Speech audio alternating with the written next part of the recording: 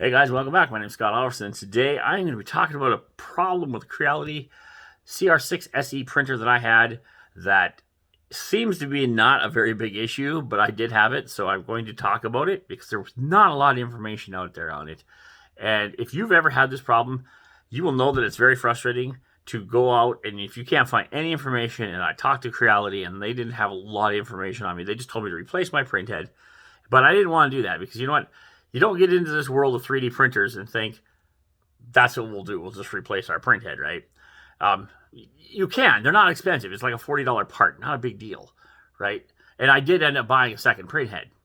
But I did fix the problem before I had to change them out, right? Or I changed them out anyway. So the problem is when I was starting to print, and I think I'll probably move my my phone over to kind of give you an idea. The problem is when I was going to level home, that's where my printer would stop, right? And that's way above the heat bed, way above the heat bed. And you can when that thing starts printing right here, when that thing starts printing, I mean, you can see there's a significant amount of that's not good. When it prints, all it does is end up just printing a mass of chaos, right? That's not exactly from that. That's what it would look like, just a ball of twine.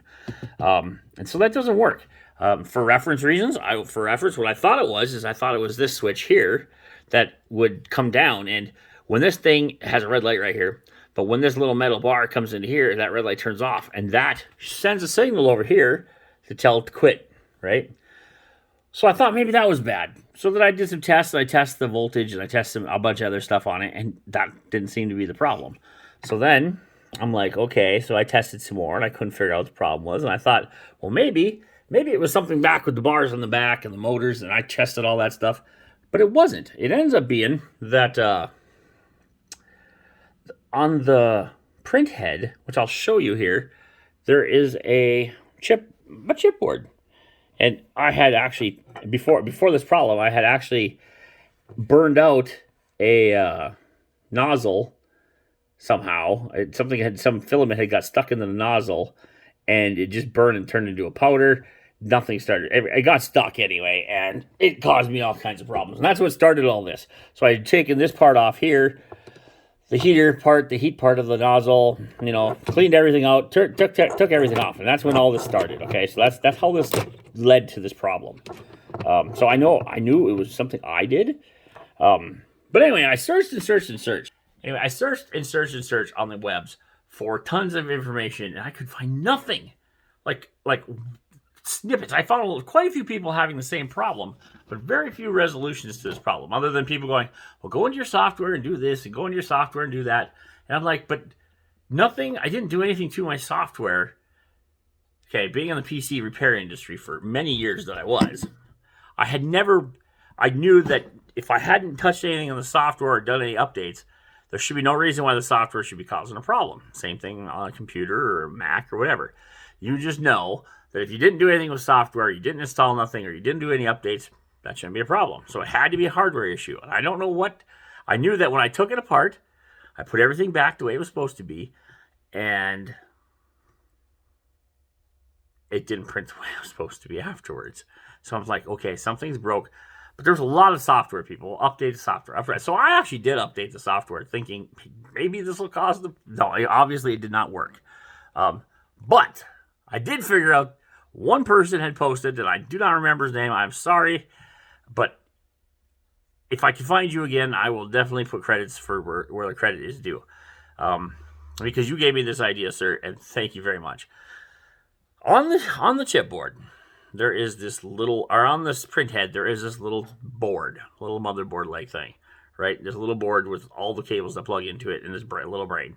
And on this, there is something called a potentiometer. I believe that's what the name was. And what that does is tell the print head when to stop. Also with the switch, that tells these bars. The bars, here, we'll go back to this. So this thing tells this thing when to stop. Okay. Inside here, there is this little tiny, let me see if I can get closer to it. There is this little tiny thing right here. It's a little tiny micro piece right here. This one right here. I covered it up. but it's right next to the RP1. Well, I'll tell you what, that little thing is a pain in the butt. That tells this part, you know, after it touches, to stop. There's a little blue light, and if you can see right, let's see here. Let's see if we can get this zoomed in here and corrected. Okay, yeah, right there. Right above the screw, there's a little blue LED. I believe it's right here. And when that part touches the bed, a little blue LED pops on, letting this part right here know that it needs to stop. And when it's auto leveling, that is the sensor. Well, the strain gauge, this thing, tells this thing, you know, this thing tells this thing and this thing to stop. It also gives you a visual by using the little light there. Well, I realized at some point this gentleman had said, hey, you know what? I had this problem after I did some maintenance on it, and sometimes that little tiny sucker, I tell you what, this little tiny sucker, it's not zooming again. This little tiny sucker right here. You put a Phillips screwdriver in there and you go right or left. And I'm talking, you need to do it a smidgen, not even a smidgen. Less than a smidgen, less than a hair, less than a, whatever you think is small, do it less. And when you do that, it will tell that little blue light, the little strain gauge here, tell this thing right here, when it needs to stop, right? Otherwise, it might try to push right through the bed, or stop above the bed, right? Oh, needless to say, it does do that, and I did figure that out. So I started playing with that, and I thought I got it to a point where I thought it was printing. I started printing, and I did a print test of like a 2mm thing, and it printed out fine, and I did a little bit bigger, and it did fine. Well, then I thought, well, I'm just going to get crazy. I'm going to let it go, and I think I fixed this problem, right? Well, I didn't actually fix this problem. I thought I had, but what I did I did fix the problem, but I just want to show you that if you get that little tiny thing just wrong, it doesn't want to work. And here's what happens. Here's what happens when it does that. I will show you part of the FlexiRack's head while I was trying to have these issues. You can see there the bottom layers. The bottom layers are wonderful. Like, I mean, I'm zoomed in pretty good, so you can see the print lines. But, they're looking pretty good. And then it started doing this. Okay, now you can see this. Then it started doing this garbage. And then this garbage. Well, when you're done, it just all peels apart. So, needless to say, that's not good. You can't have prints like that. That's not how you want to print. And so I spent hours and hours and hours messing with this little stupid thing.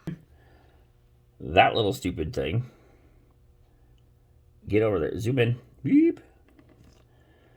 That little thing right next to RP1. And I finally managed to get it back to a place where it would print decently. It was quite a chore. And I apologize that my video production of this is not that great. I did not bring any tripods with me today. I did know that I needed to do this video today, and I wanted to show you the problem that I was having and how I fixed it. So I did. I played with that, and I played with that, and I played with that, and I played with that. And I did manage to start printing out Rexes again, and I'll show you one of those here in a minute.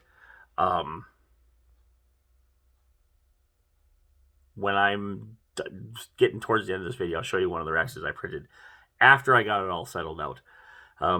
I did find out that during this process, I found out a lot of things, actually, which have nothing to do with the problem. But I did find out that not all filaments are created equal. Some filaments need to be printed at lower temperatures. The heat bed needs to be at lower temperatures.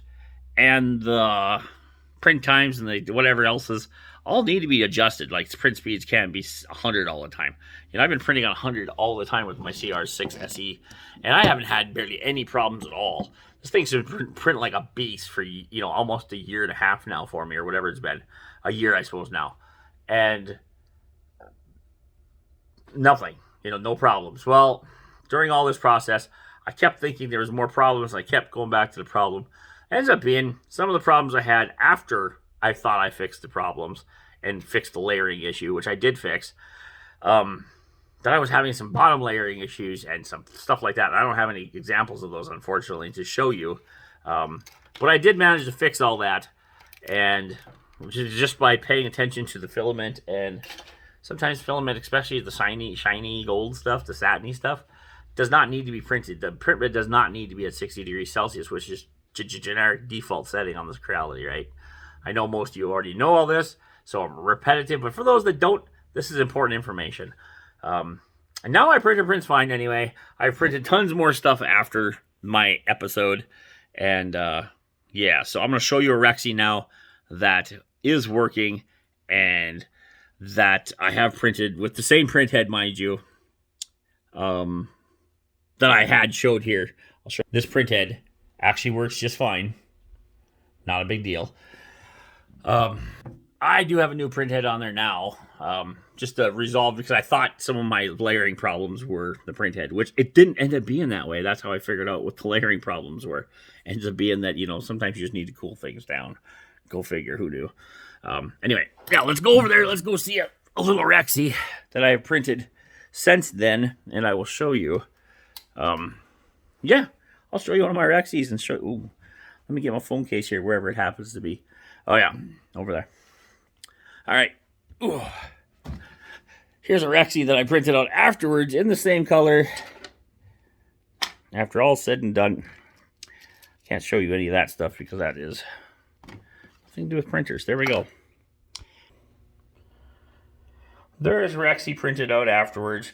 Yes, the print layer on the bottom. This is one of the things where you realize that it's a little hot on the bottom. But there he is. There's my Rexy. He works just fine. He's a very solid boy. I can wiggle him and shake him and nothing happens. Anyway, I hope that video helped you. I hope that I helped.